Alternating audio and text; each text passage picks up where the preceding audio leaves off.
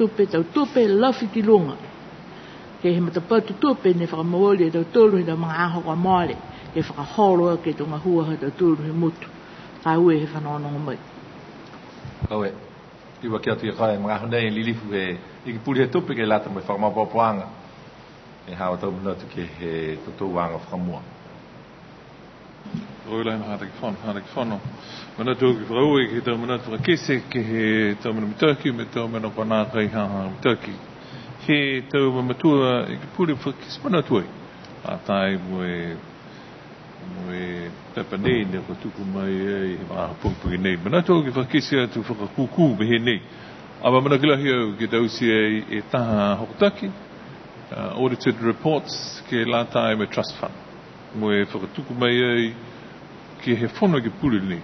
Ke whonoanga e pungi a whakahokoi.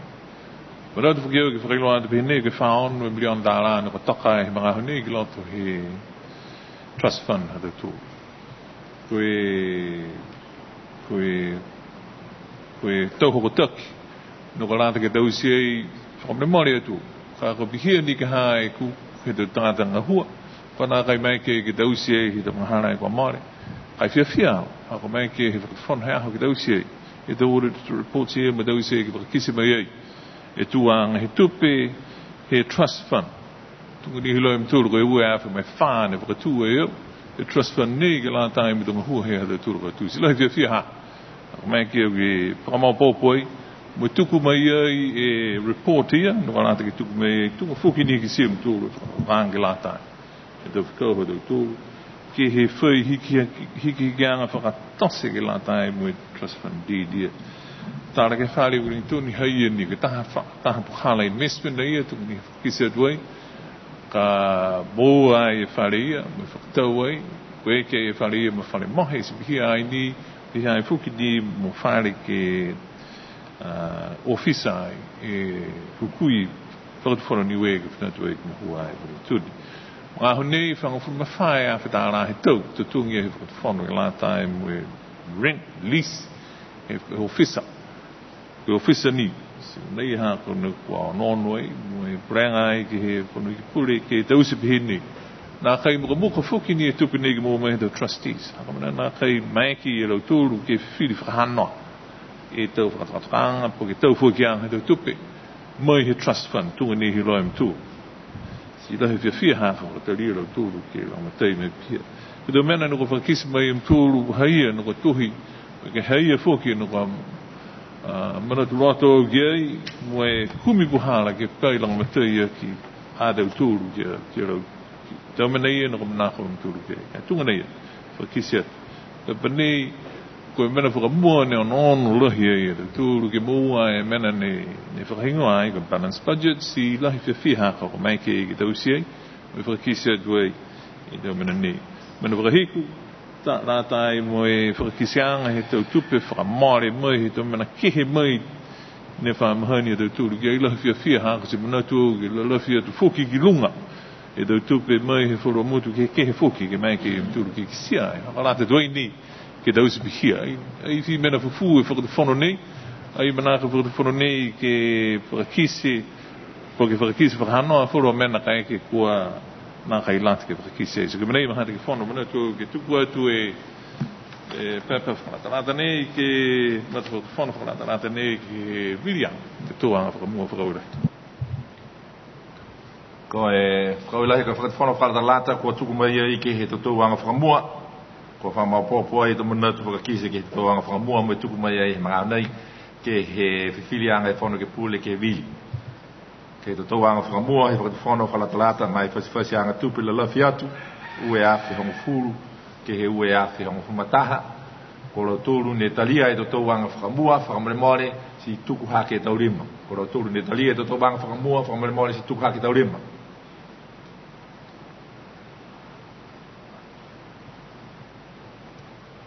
Tō hongo furu, ko lo tōru ne naka e talia e tō wanga whakamua, whakamare tuku hake e taurima. Tōka ua, whakau e kautua e tō wanga whakamua. Ahoro atu tūru he mga hanei, ki hine tō wanga e wā ki tuku atu ke he iki pūri he tupe. te whono ko lai te whiha ko ki tuku e tu e whakatarata, tupe whakatarata nei ke te tuanga ke ua ki whawela. Ko tuku mai tua e whakatwhano whakatarata, whasianga tupe le lauwhi ke he tauanga ke ua ki, o hai ke o moi.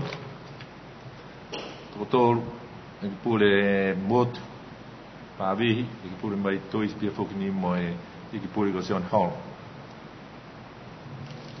Tuku atua i ke he te ki whono whamahari te tūru ke tausi komisi e te tūanga ke wāki se muna tūru ke puranga atu ke tausi pihia te tūru he mga honei me ononua i mai hakahaka i tau matanumera nei ma tausi mei ai ke he lau papa ke schedule 1, schedule 2, schedule 3 me schedule 4 whamane maare maha te ki whono wawila Koe, wana kai whai kupurenga whoki ni ko tuku mai, ko talia ai ke whakahoro i te tōwang. Tiri whakakau, ni ko tuku hake rima hao. Is there not a schedule 5, the last page? Not 4? Puhu mai liri whakakau, ai ka whailau, kua whailau pepaka, kua ngaro ke. He matakotu whono nei, kalatalata nei.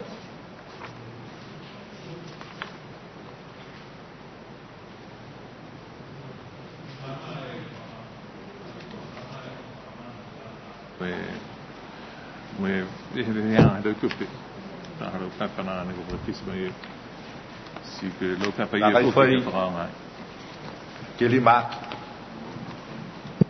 schedule 5 na kai whai kai hai ai Mr. Speaker, the page 5 actually breaks it down into the departments and what it is used for. Therefore, we need to go through each of those line items and then go through the rest of the paper. Otherwise, how are we going to speak on the line items? Hai ne taka hello pepa nei lif ko.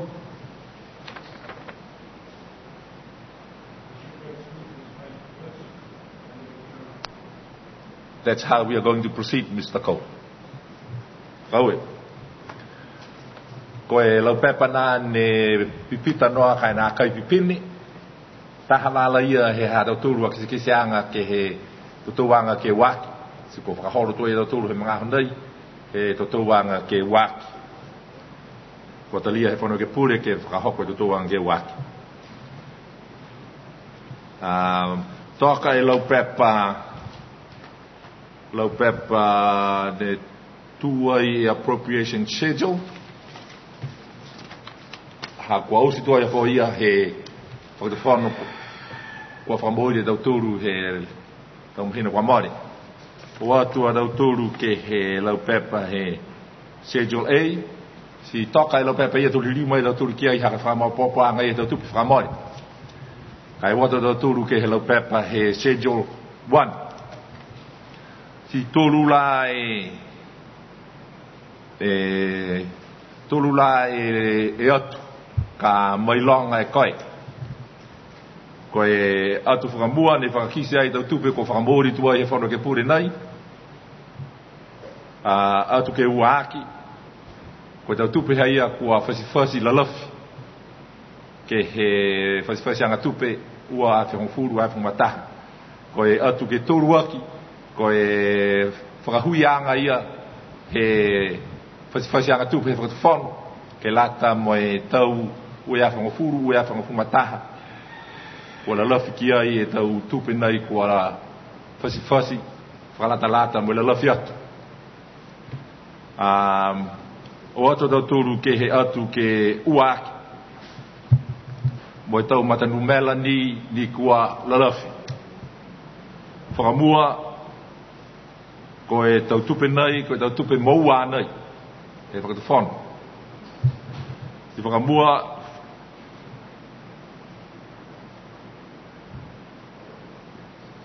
I lifu e ke pūri me tapu. Omne mori ma whakatunu whono. Nā kei koe tau here puke whakakise atu ka koe tau pureanga.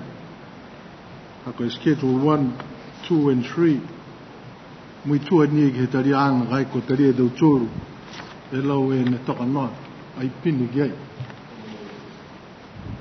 fe ke watu ni ke agalo haya ka no no ke tau whahinga hua me tu numera tupe kua la fikilong tori liu mai moia ke whamori ka mori a whae ka hae loe o mawhara tei e tu sere ni tei pia haka pure ngātu ma whautu mu whama ai loa ko whewhe tau pure Li whaik pure taki nai tau spihia kawe kai ki upihia koe whakatu tāra tua e tau turu he mga hunai ki he lau pepa nei ne toka ai e tau mena ke whamori aki e tau tupe si kua maruai ni mui e schedule 1 schedule 2 mui e schedule 3 mama whakatu tāra tau turu he mga hunai ke he lau pepa nei ne whakatoka ai mui whakamahino mui ai e whakamoreanga e tau tupe ke e tau mena kua whakamori ki ai mui tau mena kua mu kawe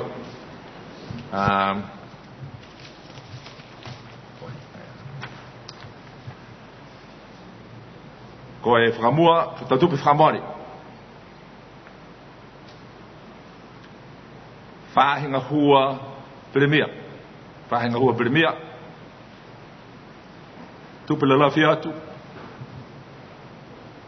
professional services ko e lima i siau mo hong fulmarim mukabuka tu pe ato foi tala hawanga na kai ke he mala nai lunga he tau tupe whakamori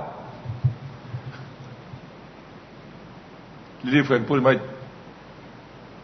tua ko manako ke moa he ta whamamanga ma whautun whono mai he inki pure tupe ke lata moe whae seo rima o fulmarima de la lafi atu ke hoko ke lime seo o fulmarima koe whakamori whewhe e tupe lahia ke lata moe tau professional services kawe koe laini whea i hao ko hoko koe ki ai koe professional services okay kawe tuku atu ke he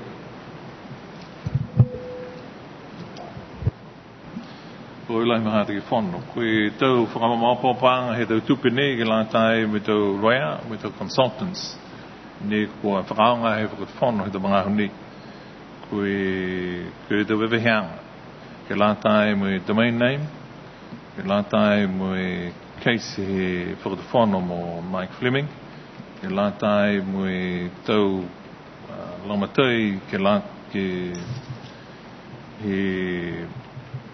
he service agreement ha niwe me whaurua whikau whoki ne kua anone whakata whano ke manako kumi langa matau ki ai la lawhi atuai ke he whikau nei mena ia maha te ki whano ne manatu ki whakakisi atuai manatu ki whakakisi atu whuki behi nei koe ha koe i loio manako i takaranga he tau tangata ke loa e koe hingoa e whakoisianga he whikau mo e marinanga ia pa Mike Fleming whakamarumare atu ai mai ki au ki whakakisi atu maha nei ha koe tau pua ki anga ne ko tuku mai ai he pāhinga hua whakawhiri ke la tae me whakau nei ke mana ke wāki hai ai e whakatakataka he whare nei ke whakakisi ai underprivileged e tau whakamena pihi nei kai ore te au whakamena mare maha te ki whono na hai ai ha tau tūru a tau whakatakataka tungani he whamahani ne whakakisi ai pihi nei koe tau ononoanga ki he tau tutungi he tau tangata nā kai lāte i tau tūru ki anono wha makutu po ki whakakisi ai. Ilo he tau tūru tau kakano he tau mania. Koe whauru a mena whuki ki lāta e me tau commercial agreements. Koa ne toka ai e tau mena ne whakahinga ai tau tūru ki tau sensitive commercial agreements. Ai mai ki whuki po ke manako ki whakakisi. Si bihi e whuki ni e whakau nei mahata ki whono hoka tau pua kianga. Mana tau ki whakakisi ai tau bihi ni. Hai ai e whakatakatakaanga nuka dausi ai ke whahe whakawhiri, po whiri anga e whahe whakawhiri. Ke kai ke kua whai whakakisi anga e tau mena nei e lātai me Keisa Fleming, koe mena ne whakahingoa